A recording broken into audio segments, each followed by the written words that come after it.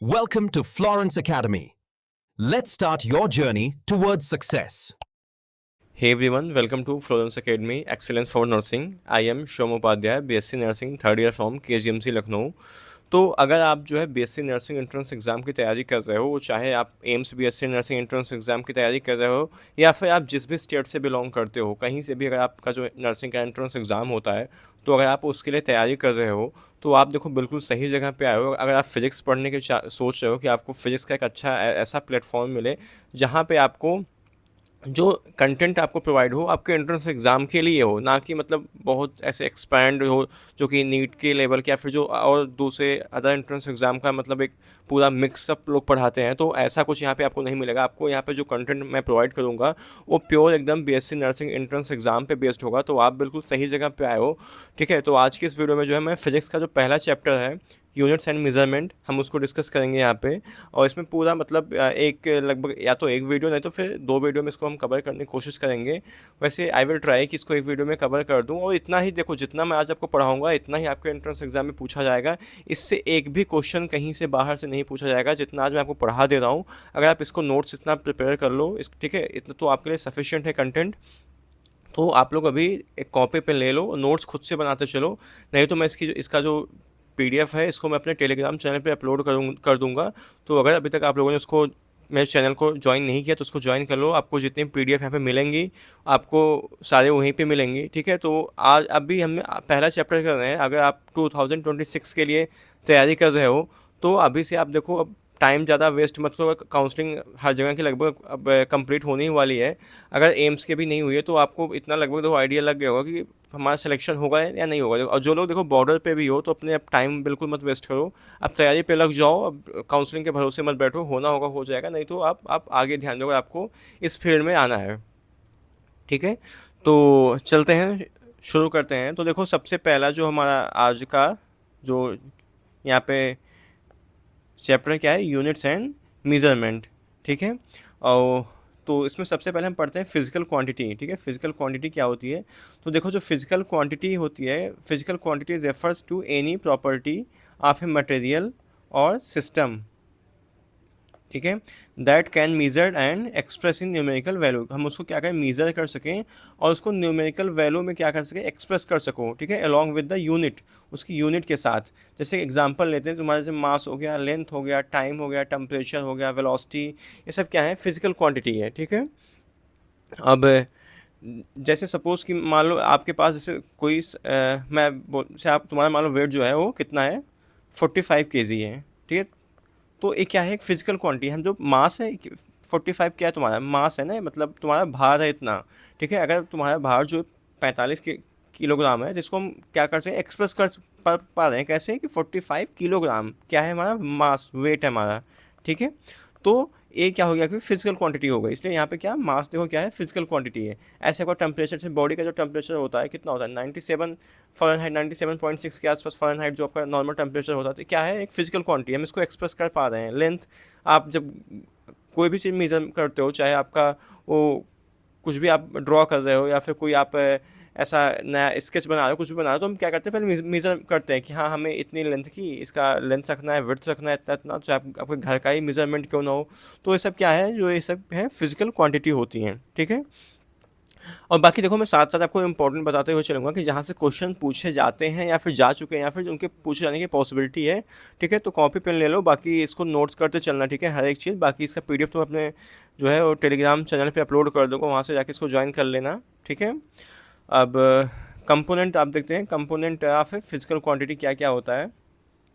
तो देखो जो फिजिकल क्वांटिटी होती है इसमें दो चीज़ें होती हैं। सबसे पहले तो जो तुम्हारा होता है यहाँ पे न्यूमेरिकल वैल्यू होता है, और दूसरा क्या होता है, यूनिट होता है, ठीक है। जो न्यूमेरिकल वैल्यू होता है indicate the magnitude of quantity, और जो यूनिट होता है स्पेसिफाइज द मेजरमेंट स्टैंडर्ड। तो इसको जो है हम एक जो है एग्जाम्पल के थ्रू समझते हैं। सपोज भाई देख, जैसे कोई तेरी क्लास है, ठीक है, उसका जो वेट है कितना है, 48 किलोग्राम है, 48 kg है, ठीक है। तो 48 तुम्हारा क्या है यहाँ है, 48 तुम्हारा क्या है यहाँ पे, न्यूमेरिकल वैल्यू है, ठीक है, न्यूमेरिकल वैल्यू है। और जो किलोग्राम क्या है तुम्हारी, ये यूनिट है, ठीक है। तो जो फिजिकल क्वांटिटी होती है, फिजिकल क्वांटिटी के दो कंपोनेंट होते हैं। पहला क्या होता है, न्यूमेरिकल वैल्यू होती है, दूसरा क्या होता है आपका यूनिट होता है, ठीक है। तो मैंने बता दिया 48 क्या होगा न्यूमेरिकल वैल्यू और 1 किलोग्राम क्या होगा यूनिट हो गया। तो यहाँ वही चीज़ यहाँ पे लिखा होगा कि physical quantity is equal to क्या होता है, यहाँ पे न्यूमेरिकल वैल्यू इसको स्मॉल एन से रिप्रेजेंट करते हैं, यूनिट क्या है स्मॉल यू, ठीक है। एग्जाम्पल से 4 मीटर हो गया, 10 केजी हो गया, ये सब तुम्हारे क्या है एग्जाम्पल हैं ये सब, ठीक है। उसके बाद आप देखते हैं यूनिट्स, यूनिट क्या चीज़ होती है, ठीक है। तो देखो जो यूनिट होती है, unit is a standard and is widely accepted to use measured physical quantities. जो यूनिट होती है, यूनिट का काम होता है जो फिजिकल क्वांटिटी होती हैं उनको मेज़र करना है। एग्जाम्पल के जो समझते हैं, जैसे कि जो यूनिट ऑफ लेंथ होती है, जो लेंथ हम लंबाई जो नापते हैं, लंबाई की यूनिट क्या होती है, मीटर होता है। और मास की जो यूनिट होती है क्या होती है, किलोग्राम होती है, केजी होती है, ठीक है। तो इसी को क्या बोलते हैं, यूनिट बोलते हैं। मतलब कि जो जैसे सपोज तुम्हारा भाई देख रहा है घर है, ठीक है, इसकी जो लेंथ विड्थ, ठीक है, ये सब नापते हैं ना ऐसे चारों तरफ से, तो ये क्या हो गया, ये लेंथ की किस में नापते हैं, मीटर में नापते हैं ना। तो कई तरह का मीटर भी हो सकता है, सेंटीमीटर भी हो सकता है, कोई जरूरी नहीं मीटर ही हो, ठीक है। तो ये सब क्या होती है, यूनिट होती हैं। किलोग्राम हो गया, एग्जाम्पल जैसे देखो जो 70 kg इज इक्वल टू कितना होता है, यहाँ पे 70,000 ग्राम की इक्वल हो जाएगा, ठीक है। तो अब देखते हैं टाइप्स ऑफ यूनिट। जो यूनिट होती है, यूनिट के कौन कौन से टाइप होते हैं, तो देखो जो इसमें पहला होता है फंडामेंटल यूनिट होता है, ठीक है। पहला क्या है तुम्हारे यहाँ पे फंडामेंटल यूनिट, और दूसरा क्या होता है डिराइव्ड यूनिट। पहला क्या होता है फंडामेंटल यूनिट और दूसरी क्या होती है डिराइव्ड यूनिट, ठीक है। तो सबसे पहले यहाँ पे हम फंडामेंटल यूनिट पढ़ेंगे, उसके बाद फिर आएंगे डिराइव्ड यूनिट पे। तो देखो जो फंडामेंटल यूनिट होती है, फंडामेंटल यूनिट के यहाँ पे आपको कुछ है इसके डेफिनेशन से देखो कोई मतलब नहीं उसको पढ़ने का, ठीक है। डेफिनेशन आप उसको खुद से बुक से पढ़ लेना, बाकी जो जो इंपॉर्टेंट है आपके लिए मैं बस वही बता रहा हूँ जहाँ से आपके एग्जाम में क्वेश्चन पूछे जाएंगे, ठीक है। बाकी फालतू की चीज़ें यहाँ पे आप देखो टीचर बनने नहीं आए हो, आपका काम है आप सिलेक्शन लेने के लिए अभी तैयारी कर रहे हो, तो आप सिलेक्शन पे फोकस करो, ना कि एक्स्ट्रा नॉलेज आप बहुत गेन कर लेना जब हो जाएगा सिलेक्शन, ठीक है। अभी फ़िलहाल इतना पढ़ो जितना आपसे जितने जितने नॉलेज से आपका जो सिलेक्शन हो जाए। तो यहाँ पे देखो सबसे पहले हम यहाँ पे देखेंगे कि फंडामेंटल जो है यूनिट्स कौन कौन सी होती हैं, उनके सिंबल क्या होते हैं, एसआई यूनिट में उनका नेम क्या होता है और सिंबल क्या होता है एसआई यूनिट सिस्टम में, ठीक है। तो सबसे पहले देखते हैं फंडामेंटल का देखो मतलब होता है बेसिक यूनिट, एकदम जो बेसिक चीज़ें होती हैं ना, जैसे हम मास लेंथ टाइम सब बोलते हैं, कितना कितना टाइम हो रहा है, या फिर कितना मीटर कपड़ा आपने खरीदा है, कितना वेट है तुम्हारा। तो ये सब जो बेसिक एकदम यूनिट होते हैं इसको इसी को बोलते हैं फंडामेंटल, मतलब एकदम बेसिक, ठीक है। तो सबसे पहला जो यहाँ पर यूनिट है तुम्हारी क्या है, मास। मास का सिंबल देखो स्मॉल एम होता है, इसको क्या क्या बोलते हैं, किलोग्राम होती है इसकी जो एसआई यूनिट होती है मास की, क्या होती है किलोग्राम होती है। इसको केजी से ऐसे इसको एक्सप्रेस करते हैं। अब ऐसे लेंथ है, लेंथ को ऐसे स्मॉल एल से रिप्रेजेंट करते हैं। मीटर इसकी जो होती है एसआई यूनिट होती है, और स्मॉल एम से इसको जो है रिप्रेजेंट करते हैं। अगला है time, time small T, second small S. Current को आई से रिप्रेजेंट करते हैं, इसकी जो यूनिट होती है एसआई यूनिट एम्पियर होती है। बहुत ध्यान से सुनना है, यहीं से क्वेश्चन आपके एग्जाम देखो पुट अप होते हैं, ठीक है। और इसको इस कैपिटल ए से जो है रिप्रेजेंट करते हैं। टेम्परेचर कैपिटल टी, केल्विन इसकी एसआई यूनिट होती है, कैपिटल के से इसको रिप्रेजेंट करते हैं। Amount of substance small n होता है, मोल होता है। इसको भी केमिस्ट्री के जो पहला चैप्टर है some basic concept of chemistry, वहाँ पे भी मोल पढ़ोगे, ठीक है। तो इसको MOL से रिप्रेजेंट करते हैं। ऐसे होती है ल्यूमिनस इंटेंसिटी, इसको LV से रिप्रेजेंट करते हैं। कैंडिला जो होता है इसकी SI यूनिट होती है, CD से इसको जो है इसका जो SI जो है सिंबल होता है, ठीक है। तो ये देखो कितने तुम्हारे हैं, 1 2 3 4 5 6 7। तो ये 7 जो है आपके देखो SI यूनिट होते हैं, कौन से फंडामेंटल यूनिट। 7 आपके फंडामेंटल यूनिट्स हैं, इनके यहाँ पे SI यूनिट से नेम लिखे हुए हैं। इसको बहुत ध्यान से सबका देख लेना, क्योंकि आगे इसका काम बहुत जगह का पूरे फिजिक्स में इसका काम पड़ेगा, ठीक है। तो इसको बहुत ध्यान से एक बार देख लो, याद कर लो कौन किसकी क्या जो है SI यूनिट होती है, ठीक है। अब इसके बाद देखते हैं डिराइव्ड यूनिट। तो डिराइव्ड यूनिट देखो क्या होता, सबसे पहले हमने क्या पढ़ा, फंडामेंटल यूनिट्स पढ़ लिया। अब इसके बाद जो हमारी दूसरी होती है क्या होती है, डिराइव्ड यूनिट होती है। तो देखो डिराइव्ड यूनिट इसकी डेफिनेशन देख लो। Derived unit are the unit use to measure derived physical quantities. Derived unit जो होती है ऐसी यूनिट्स होती हैं जिनका यूज क्या करते हैं, फिजिकल क्वांटिटीज़ को मेज़र करने के लिए करते हैं, which are obtained by combining two or more fundamental quantities, जो है एक या दो जो है फंडामेंटल क्वांटिटीज़ से मिलके बनती हैं, ठीक है। जो तुम्हारी फंडामेंटल क्वांटिटी अभी ऊपर मैंने पढ़ाया, उसी से क्या निकलती है, डिराइव्ड यूनिट होती है। देखो डिराइव का मतलब होता है कोई चीज़ कहीं से निकलना। जैसे सपोज जो गंगा है, गंगा जिस पहाड़ से निकल रही है वो बोलते हैं डिराइव, बोलते हैं ना उसको, डिराइव, वहाँ से डिराइव निकल रही है, तो इसी को बोलते हैं डिराइव्ड। मतलब जो डिराइव्ड यूनिट होती है कोई अलग से नहीं होती है, जो हमारी फंडामेंटल क्वांटिटीज़ होती हैं उन्हीं फंडामेंटल यूनिट्स होती हैं, ठीक है। फंडामेंटल जो यूनिट में आपको पढ़ा है ना, फंडामेंटल यूनिट्स, इन्हीं यूनिट्स से ही जो डिराइव्ड होती हैं यूनिट्स, उनको बोलते हैं डिराइव्ड यूनिट्स, ठीक है। आई होप कि आपको समझ में आ गया होगा कि जो डिराइव्ड यूनिट क्या होता है, ठीक है। तो अभी एग्जाम्पल से समझना, आराम से इसको समझ में आ जाएगा। तो सबसे पहले देखो एरिया, एरिया क्या होता है, सपोज, ठीक है, स्क्वायर, तो एरिया इसका कैसे निकालोगे, इसका क्या होता है, लेंथ इंटू ब्रेड्थ ना, तो लंबाई गुणे चौड़ाई, ठीक है। जो बच्चे हिंदी मीडियम से, देखो आपको हिंदी यार इतना देखो समझ, इतना मैं बेसिक से मतलब आपको हिंदी में समझा भी रहा हूँ, तो कोई ज़रूरत नहीं कि आप हिंदी में ही पूरा लेक्चर पढ़ो। आई थिंक आपको भी समझ, जो बच्चे हिंदी मीडियम से उनको भी समझ में आएगा, ठीक है। तो अगला है क्या है, देखो एरिया, एरिया कैसे नापते हैं, लेंथ इंटू लेंथ ना, जिसको मीटर स्क्वायर होता है, और वॉल्यूम जो होती है, वॉल्यूम इसको लेंथ इंटू लेंथ मतलब लंबाई गुणे चौड़ाई गुणे ऊंचाई, length into width into height, ठीक है। तो इसको मीटर क्यूब होता है, ये मीटर स्क्वायर हो गया। Velocity metre per second, acceleration metre per second square. तो यही जो देखो ये सब जो क्या है यूनिट्स हैं, क्या है तुम्हारे डिराइव्ड यूनिट्स हैं, और एक कहीं देखो अलग से नहीं बनी है, जो मतलब जो फंडामेंटल जो यूनिट्स हैं उन्हीं से जो है यूनिट्स जो हैं क्या हुई हैं, डिराइव हुई हैं, ठीक है। तो आई होप आपको जो डिराइव्ड यूनिट का जो कॉन्सेप्ट था वो समझ में आ गया होगा कि जो डिराइव्ड यूनिट होती है क्या होती है, ठीक है। तो यहाँ पे देखो कुछ जो है एसआई क्वेश्चन है, right the SI unit of the following derived quantities, ठीक है। जो डिराइव्ड क्वांटिटीज़ हैं, जैसे फोर्स हो गया, प्रेशर हो गया, वर्क हो गया, पावर हो गया, एनर्जी हो गया, इन सब की क्या लिखना है यहाँ पे, एसआई यूनिट्स इनकी लिखनी है। तो देखो जो फोर्स होता है, फोर्स मास इनटू एक्सेलरेशन होता है, मास को किलोग्राम में नाप, तो एक्सेलरेशन की जो क्या होती है unit, metre per second square, तो क्या हो जाएगा, kilogram metre per second square, ठीक है। अगला इसे प्रेशर है, देखो प्रेशर इक्वल टू होता है क्या, फोर्स अपॉन एरिया, तो फोर्स का भी देखो ऊपर निकाला ना हमने, क्या kilogram metre per second square upon metre square, इसको जब सॉल्व करोगे क्या आ जाएगा, किलोग्राम मीटर सेकंड स्क्वायर। ऐसे वर्कडन का होता है, ऐसे वॉट पावर हो गया, जूल हो गया, ठीक है। तो ऐसे जो इसको डिराइव कर लेना आगे। तो आई थिंक आपको जो एक कॉन्सेप्ट था फंडामेंटल यूनिट्स, ठीक है, और क्या था डिराइव्ड यूनिट्स, इसका जो कॉन्सेप्ट था आपको जो है दोनों का समझ में आ गया होगा। तो अब आगे चलते हैं, अब पढ़ते हैं सिस्टम ऑफ यूनिट्स। कौन कौन से सिस्टम होते हैं जो फिज़िक्स में पाए जाते हैं। तो सबसे पहला देखो जो होता है एफपीएस सिस्टम होता है, दूसरा क्या होता है सीजीएस सिस्टम होता है, तीसरा होता है एमकेएस सिस्टम। तो सीजीएस में जो एफपीएस होता है, इसमें क्या होता है, foot, pound and second. Foot जो होता है वो लेंथ को मापने के लिए होता है, पाउंड जो होता है वो मास को मापने के लिए होता है, और सेकंड जो होता है टाइम को मापने के लिए होता है, ठीक है। ऐसे सीजीएस में सेंटीमीटर, ग्राम, सेकंड, तो लेंथ को मापना होगा सीजीएस में तो सेंटीमीटर में नापेंगे, वेट को नापना होगा तो उसको ग्राम में नापेंगे, और सेकंड के लिए टाइम का क्या, सेकंड ही रहेगा, ठीक है। ऐसे एमकेएस जो सिस्टम होता है, एमकेएस में जो लेंथ को नापेंगे किस में, मीटर में नापते हैं, और मास को किलोग्राम में नापेंगे, टाइम को सेकंड में। इसी को जो एमकेएस सिस्टम होता है इसी को क्या बोलते हैं, एसआई सिस्टम। तो देखो यहाँ से भी क्वेश्चन आपसे पूछा जा सकता है कि एमकेएस का जो सिस्टम होता है इसका दूसरा नाम क्या होता है, another what is the another name of MKS system.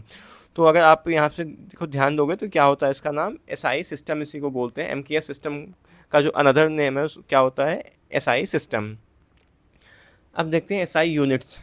तो देखो this is the globally accepted system scientific the technical measurement, there are 7 fundamental units. अभी मैंने आपको जो ऊपर यूनिट्स पढ़ाई ना 7, तो वही यहाँ पे बोला है कि जो 7 होती हैं क्या, फंडामेंटल एसआई यूनिट्स होती हैं, है ना। तो ये देखो जो एसआई, अब एक दिमाग में हमारे आता है कि जो एसआई यूनिट होती है इसका बनाने का क्या, क्यों ऐसे मतलब ज़रूरत पड़ी, इसको हम तो अपने हिसाब से बना सकते थे। तो देखो इसको इसलिए ऐसे बनाया गया कि सपोज जैसे मान लो कोई इंसान अभी यहाँ पे इंडिया में रह रहा है, ठीक है, वो इंडिया में मान लो जैसे वो जो मान लो जो हम कोई भी सामान खरीदते हैं तो उसको हम किसमें, केजी में लेते हैं कि हमें मतलब 1 किलो चीनी दे दो। तो सपोज़ मान लो तुम इंडिया में 1 किलो चीनी कह रहे हो, और उसके बाद मान लो तुम जब बड़े हुए चले गए वहाँ पे अमेरिका, तुम चले गए अमेरिका में, मान लो जो चीनी है उसको लीटर में नापते हैं, ठीक है। उन्होंने अपना बना लिया कि हम जो है चीनी को लीटर में खरीदें, कि अब 1 लीटर चीनी दे दो, 2 लीटर चीनी दे दो, ठीक है, वो अपना वो अलग बना लिए हैं। तो यार जब तुम वहाँ यहाँ से इंडिया से वहाँ जाओगे तो तुम्हें दिक्कत पड़ेगी कि नहीं पड़ेगी। तो इसलिए जो साइंटिस्ट लोगों ने इन्होंने मतलब एक ऐसा सोचा कि एक ऐसी हम यूनिट बनाएं जो पूरे वर्ल्ड वाइड में एक्सेप्टेड हो, ताकि कोई अगर इंसान एक जगह से दूसरी जगह पर जाए, कहीं भी मतलब पूरे ऑल ओवर द वर्ल्ड कहीं भी जाए, तो उसे जो है इस ऐसी कोई मतलब परेशानी फेस ना करने पड़े। फिजिक्स को भी अच्छे से बेहतर समझने के लिए जो है बहुत ज़रूरी था जो है फंडामेंटल जो एसआई यूनिट्स बनाई गई, ठीक है। तो इसलिए क्या है, 7 जो है बेसिकली फंडामेंटल यूनिट्स बताए गए। तो जो 7 फंडामेंटल यूनिट्स मैंने आप पहले बताया बहुत इंपॉर्टेंट है आपके एग्जाम के पॉइंट ऑफ व्यू से। इसके बाद देखो तो कुछ एक और होती है, सप्लीमेंट्री क्वांटिटीज होती हैं। तो सप्लीमेंट्री का मतलब होता है कि नॉट फंडामेंटल और डिराइव्ड, जो ना तो फंडामेंटल होती हैं ना तो डिराइव्ड होते हैं, इनको क्या बोलते हैं, सप्लीमेंट्री क्वांटिटीज़ बोलते हैं। टाइप्स देखो तुम्हारा इसमें आता है प्लेन एंगल, ठीक है, प्लेन एंगल होता है, इसको थीटा से रिप्रेजेंट करते हैं। तो थीटा होता है क्या, आर्क आर्क लेंथ अपॉन जो है रेडियस, ठीक है। क्या होता है, आर्क अपॉन रेडियस।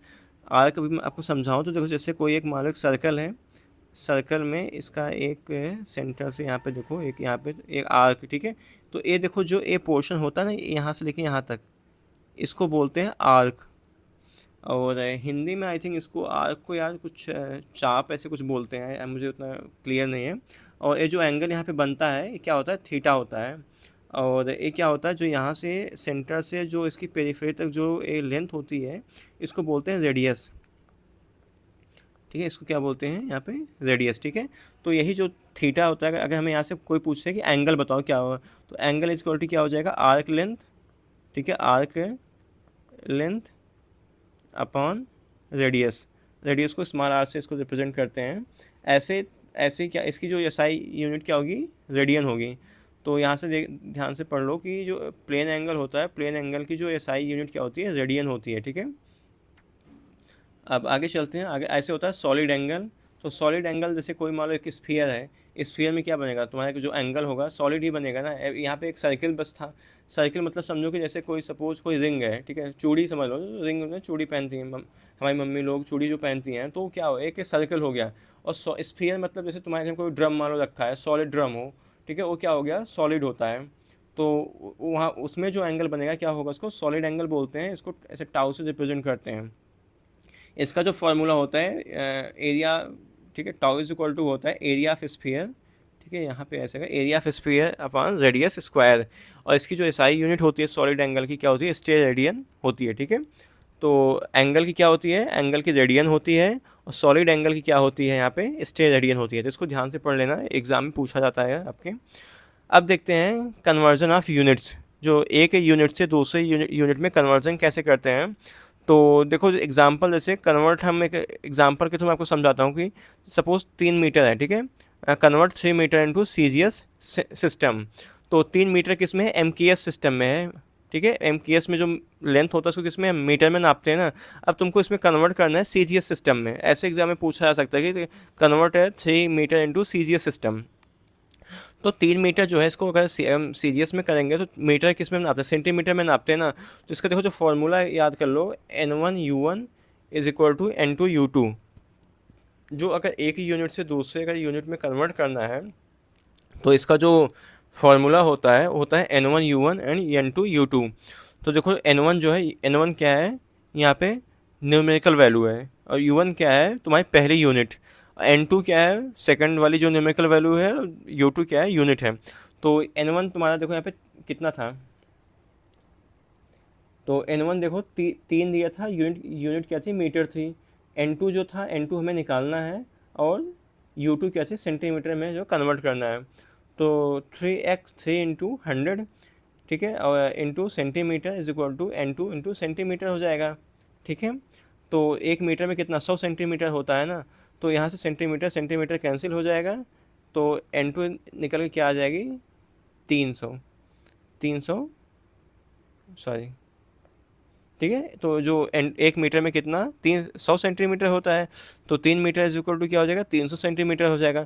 ऐसे देखो आप किसी भी जो यूनिट है उसको कन्वर्ट कर सकते हो एक जो है यूनिट से दूसरे यूनिट में। यहाँ पे देखो लिखा अभी कि N1 क्या है, U1 क्या है, N2 क्या है, U2 क्या है। ठीक है, अब आगे चलते हैं। इंपॉर्टेंट कुछ प्रीफिक्स देखो, ये प्रीफिक्स बहुत ही इंपॉर्टेंट है आपके एग्जाम के, जो बीएससी नर्सिंग का एंट्रेंस एग्जाम होता है वहाँ पे प्रीफिक्स से जो ये होते हैं इनसे बहुत क्वेश्चन पूछे जाते हैं। ठीक है, हर एग्जाम में मतलब अगर 2-3 क्वेश्चन आ रहा है पहले चैप्टर से तो उसमें एक क्वेश्चन इसका जरूरी रहता है।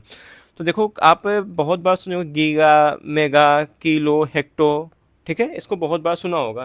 तो आज चलो देखते हैं कि ये चीज़ होती क्या है। ठीक है, अगर आप देखो प्रीफिक्स से ही बता सकते हो आगे की, जैसे आपसे मान लो कोई पूछा है कि मान लो 5 दिया, 5 को गीगा में कन्वर्ट करो। ठीक है, जो गीगा मीटर होता है गीगा मीटर में कन्वर्ट करो। तो यहाँ से अगर ध्यान से अगर इसको समझ जाओगे तो आई होप कि आपको जो है समझ में आ जाएगी चीज़ें। ठीक है, तो सबसे पहले देखो यहाँ पे फैक्टर, फैक्टर है, प्रीफिक्स है, सिंबल है एंड एग्जाम्पल्स हैं।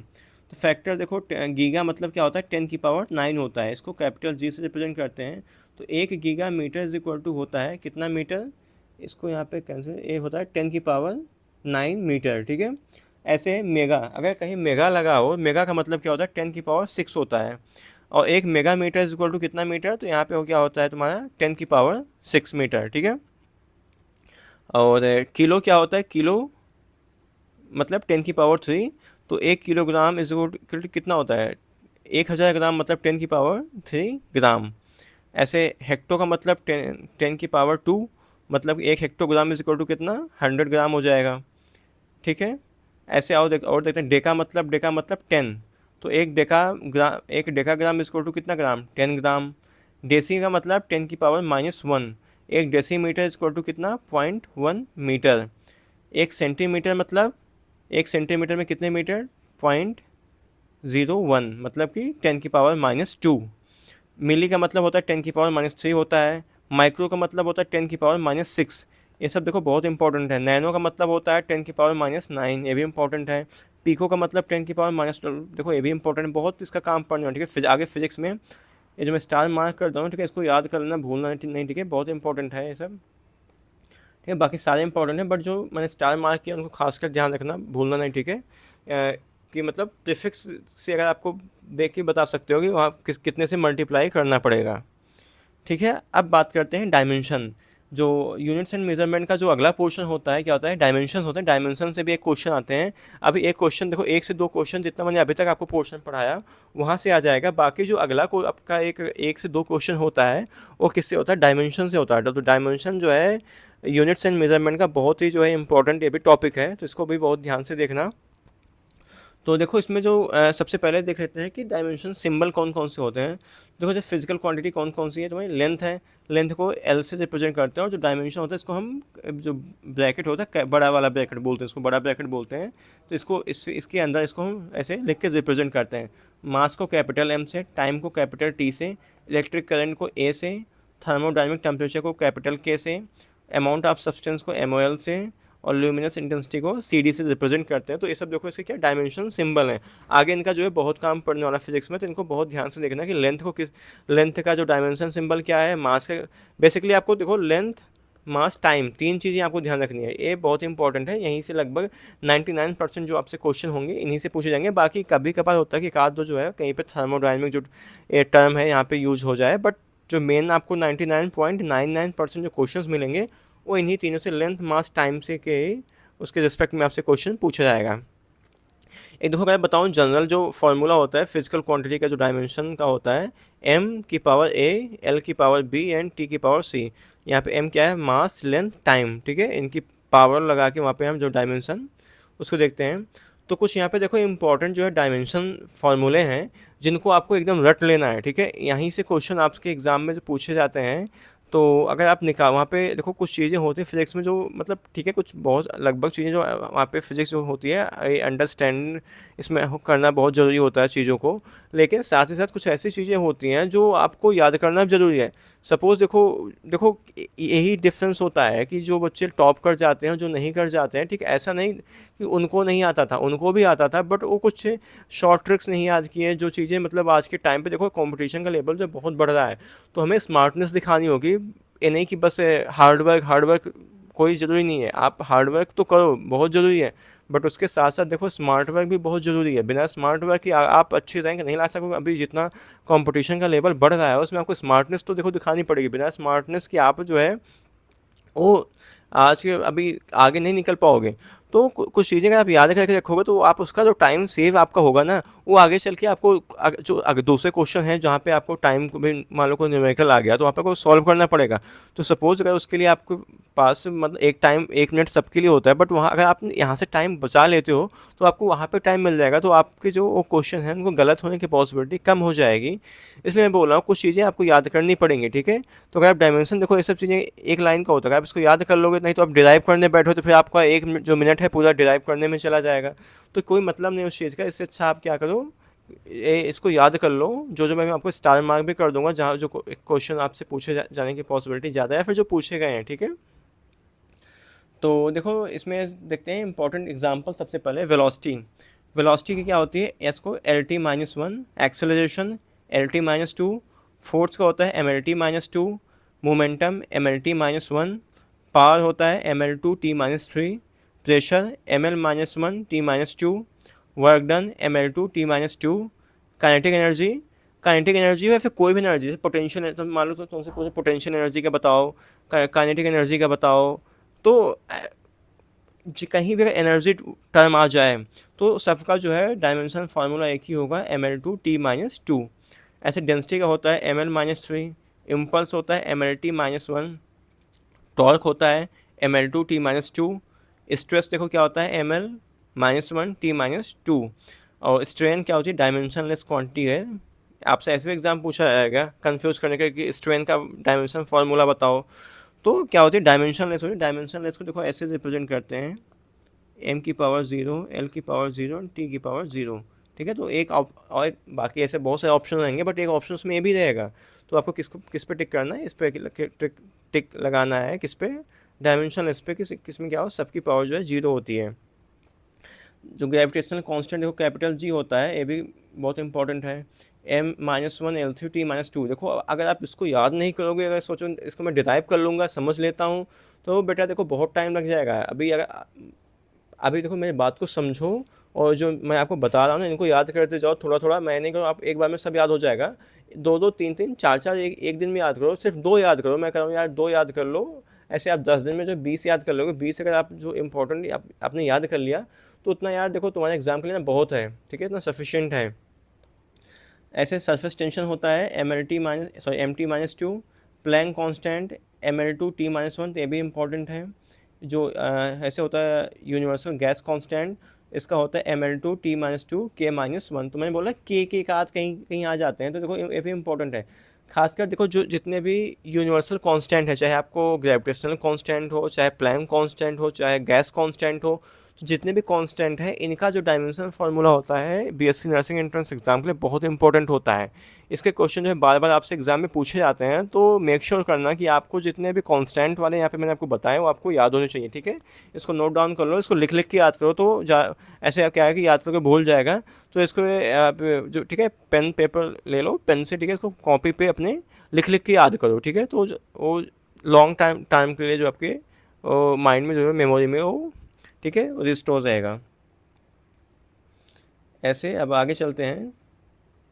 अगला है क्या, डायमेंशनलेस कुछ क्वांटिटी होती है, इनको भी याद रखना, क्योंकि एग्जाम में आपको मान लो आपने सब याद कर लिया और आपसे जो डायमेंशनलेस क्वांटिटी पूछ लिया तो वहाँ पे फंस जाओगे ना, इसलिए इसको याद रखो। देखो मैंने आपको पहले बताया कि इसको एक्सप्रेस करने का क्या मेथड होता है। एम यहाँ पे ऊपर जो पावर होती है वो क्या होती है, 0 हो जाती है सभी की, ML और T की। तो कुछ जो है क्वांटिटीज़ होती हैं जो डायमेंशनलेस होती हैं, जिनको आपको याद रखना है। स्ट्रेन हो गया, रिफ्रैक्टिव इंडेक्स हो गया, पॉइजन्स रेशियो हो गया, एंड रिलेटिव डेंसिटी। तो फिजिक्स में कुछ ऐसी जो क्वांटिटीज़ होती हैं डायमेंशनलेस होती हैं, तो आपको इनको जो है, ठीक है, क्या करना है, ध्यान में रखना है, ठीक है।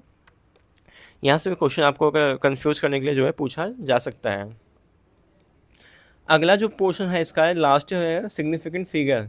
ये सिग्निफिकेंट फिगर्स के भी कई सारे क्वेश्चंस होते हैं, मतलब आपसे एग्जाम में कभी कभी पूछ लिए जाते हैं, तो इसको भी देख लो, ये भी जो है इंपॉर्टेंट है आपके एग्जाम के पॉइंट ऑफ व्यू से।